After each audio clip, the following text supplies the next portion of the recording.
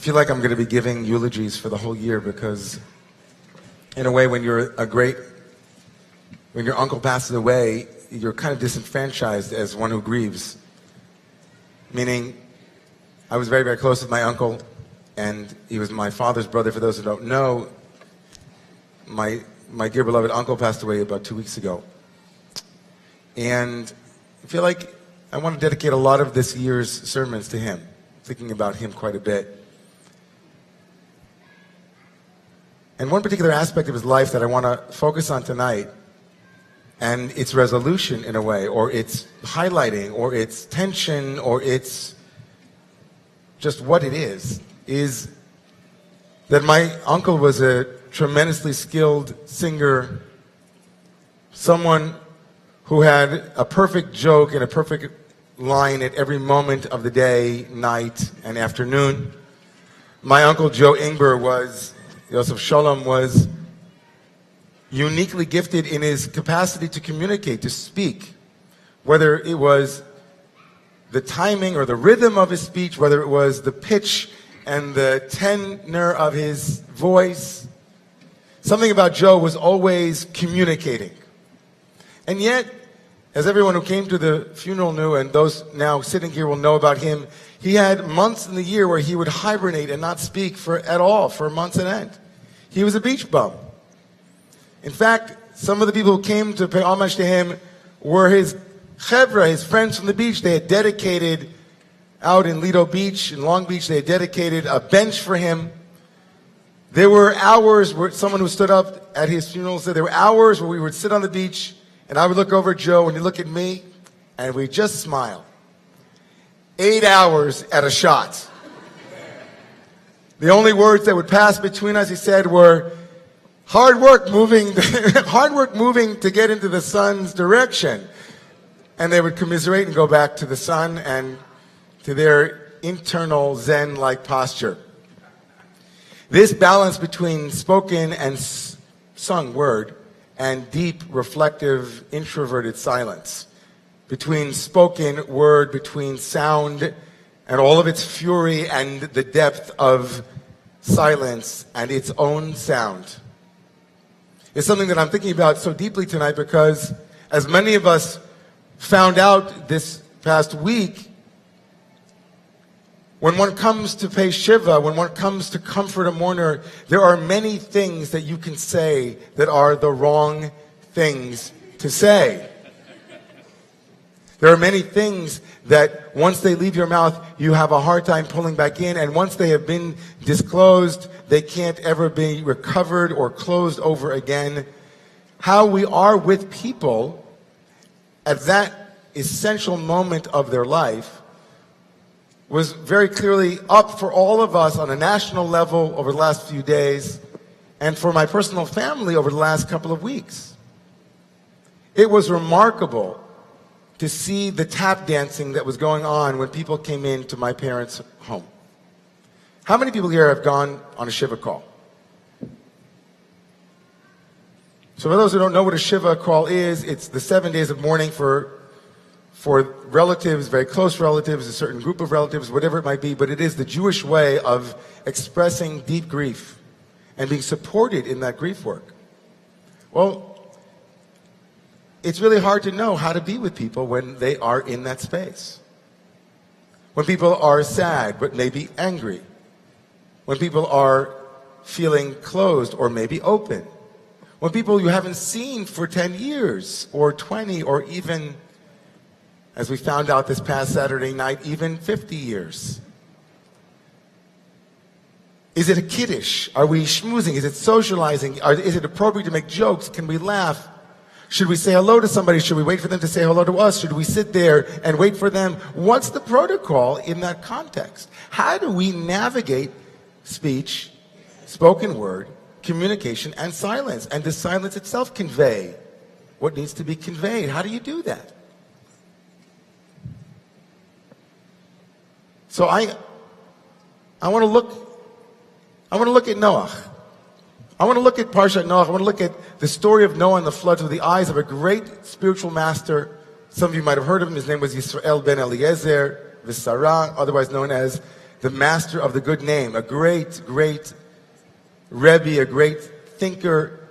He would have had his own TV show without a doubt back in the day. If they had it in Podolia, somewhere, they would have been calling in and saying to the Baal Shem Tov, can you give us advice? Do you have any good words for us, Baal Shem Tov? You're a magician, you're a shaman. We need your medicine because Torah is medicine. And the Baal Shem Tov was a great doctor for the soul. So here's the Baal Shem Tov on tomorrow morning's biblical reading on the story of the floody. And God came to Noah and said, build an ark. What does Noah say? Nothing. Noah doesn't speak. In fact, the conversation is very much one directional. It's a unidirectional conversation. And then God says these famous words, Bo el teva. Now that you've built this wonderful ark that will house and protect and secure the future of humanity and the planet, the covenant with all of living beings. Now enter into the teva. Can everybody here say the word teva? Teva. The word for ark, A-R-K, the ark is teva, but of course the ark also, the word for ark, teva, also means word in Hebrew. So listen to the way the 18th century master Baal Shem Tov understood the allegory of what it is that God was saying to Noah. He said, come into the ark. Bo el teva means that whenever there's a flood, whenever there's a raging sense of something outside of you that you need protection from, protect yourself with the word. Enter into the word. Enter the word. To enter into the word for the Baal Shem Tov meant that when we pray and we feel that we have extraneous thoughts, stop trying to pray by heart. Enter into the words of the Siddur. Enter the words of the liturgy. Let the words themselves, as you visualize them and see them, let them lift you out of your crazy mind, my monkey mind, my all over the place mind. Let the words be your anchor. But it also meant something more profound. It also meant, Bo el teva, release what is hidden within you. Find your speech. There are times in life, maybe not at a shiva, or maybe at a shiva, where language, where voice is exactly what is needed in order to rage against the machine, against everything that is coming at us from every different side, to be able to finally free what has been silenced, as Tori Amos says, silenced all these years. Years go by. One more casualty, all of that pent-up silence that is not the silence of presence, but the silence of absence. The silence of I don't have words, or I do, but nobody will hear them. The silence of secrets that seep into a culture, secrets that seep into a relationship, secrets that seep into a country and into a system, secrets which are silence that is imposed, that isn't the presence of fullness, but the absence of language. Bo el teva, says the Baal Shem Tov, find your voice. Your vocare. Find some place, as we've spoken about in the shul many, many times, the exile of speech, the inability to even get out a kreks to say ha. And so we witnessed it this week. Me too. Everywhere. Women who were victims of the patriarchy and of the silencing and of the secrets, finally healing our country and this world with Bo el teva. Ken Yirbu, may they continue to find that, to speak that, to find that security that can alone be given through the words that they find that they've been silencing for years. I sat around a table yesterday with an organization called Sacred Spaces, which is incredible that it hasn't yet been done in over the last 30 years. Sacred Spaces is a non-for-profit that just began by my friend Shir Berkovitz, Dr. Shir Berkovitz, which is demanding that Jewish institutions across the country and the world have a child safety pledge, that they've been trained and certified in being able to notice abuse, sexual abuse, predation, and it's being driven by donors who will leverage their grants towards grantees depending on whether they have a hechsher, whether they actually have certified that this ark, this container is safe for children, who themselves don't have language often. They don't have the tevot. Their silence also is an imposed silence. And so we speak for them, sacred spaces. How could it be in the Jewish world we have spent millions and millions and millions of dollars on Jewish continuity when we know that one bad experience in a Jewish institution will scar a human being for life? Waking up. There's a silence that is a silence of absence, and to that silence the Baal Shem Tov said, Bo el teva, find your language, find your words, find your ability to articulate what you haven't yet articulated so that you will be freer and the world itself will be safer, because your silence wasn't keeping anyone safe. You might have thought it was. How do we become allies to build that kind of world? That's the first kind of silence. But the second kind of silence is the silence of Tzei min hateva. At the end of the story tomorrow, God will come back to Noah and say, Noah, you know, I told you to go into the ark. Now it's time to get out. Now words won't help you, says the Baal Shem Tov. Now the only thing that you can offer is a silence that is so full that were you to try to find words, they would just get in the way. Has anybody ever had that before? Anybody ever been on a date or in a relationship or in a place where the silence is so full, not because you don't have words, but because, right, we have so much to say. Silence of presence, silence of absence. Two different modes. People would sit with my father and I was sitting there wondering, I wonder what my pop's thinking. People came in, they started talking about their lives. There would be literally 10 seconds between their sitting down and them telling my father about, you know, what's going on with me and this and that. The capacity to hold the space for someone else to speak. The silence that actually allows the other to enter the ark. We all know examples of this. We all know it in our lives. We know it in our relationships. We know it with our partners. We know it in schools. We know it wherever we go. The capacity to hold the space for someone else without scratching the itch, without filling this space with a silence that is not present but is absent. That doesn't allow the real words to emerge. We have Rosh Chodesh tonight. It's the new month, tonight and tomorrow, today, tonight, tomorrow, of a month called Cheshvan. Cheshvan is a month that is, according to our rabbis, a quiet month. It begins with the letters Chash, which means shh. Chash means shh, quiet. It's a quiet month, no holidays, we're all off, we can relax. We can finally get around to paying up the pledges that we made for Yom Kippur. It's all great. All of it's great. It's a silent month. But I like to think about another word that starts with the letters chash, chashmal. Chashmal means electricity in modern Hebrew, but it's from the Bible, where angels are called chashmal, silent mal, speakers. Their silence spoke.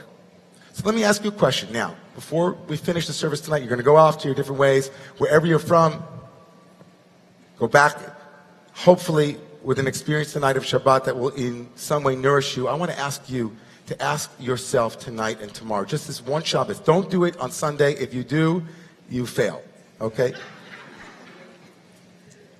When you decide to speak tonight and tomorrow, ask yourself if your speech is filling space, if your speech is a way to avoid silence, or if your speech is a way to enter the words that you haven't spoken or need to be spoken.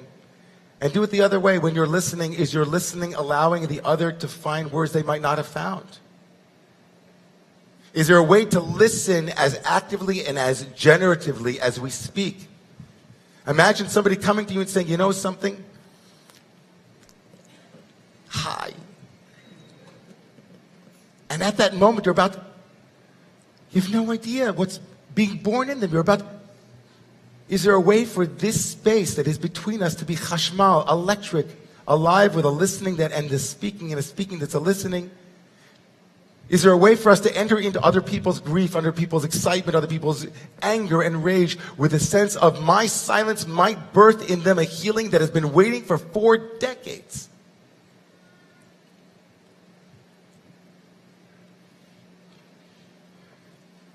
Last Saturday night, there was clearly a very experienced gentleman, experienced by Shiva standards. I think he really knew the art of paying a Shiva call. He knew my father from when they were this big. And I'd never met him before. He sat down next to my dad and he waited. As is the law and the custom, he waited for my father to greet him. He didn't thrust himself in front of my father. He didn't come over and tell him anything. He just waited. Chash. Shh. And my father turned to him eventually, and he saw him, and he smiled, and he hugged. And the man, I kept watching this man. He kept waiting. Like he'd say something, and then he'd wait to see where my father went. It was very moving to me. And then, as he got up to leave, he leaned into my father, and I leaned in to listen. And he said, you know, Sidney, I remember you and your brother, Yosef Shalom. I remember Joe. And to this day, I can remember you harmonizing with each other during a particular prayer of the high holidays. He said it just like that. And then he got up and walked out. And I had to leave the room because I was so overwhelmed. And when my father went back over the whole night with me, of all the guests that came, and there were 100 people that came, he turned to me and to my mother and said, you know, something interesting, I heard something tonight. Someone who was here said that he remembered me harmonizing with Joe. And I went home, I said, you know, Ingber, that was it. Because my father cried for the first time that night when he said that. He listened to my father. He listened to my father's stories. He listened to where my father had energy. He listened so that what he spoke then birthed in my father something that needed to be born. What would the world look like if we did that? What would the world look like if we didn't just prepare what we were going to say, but how we were going to listen? What if we prepared how we were going to listen? You know, when I go to that social gathering, I'm going to think about how I'm going to listen tonight. Instead of making idle chit-chat, we're going to make idle listening at. How can I listen to you where my listening is presence and not absence? Where my speaking is presence and not absence? That is a lesson of the Baal Shem Tov. Tzei min hateva, bo el hateva. Go into the words, leave the words, know which is when. Hashtag listen more for healing. We need to build a better world, and we need to build it soon. And we can. And we will, together. Let's rise.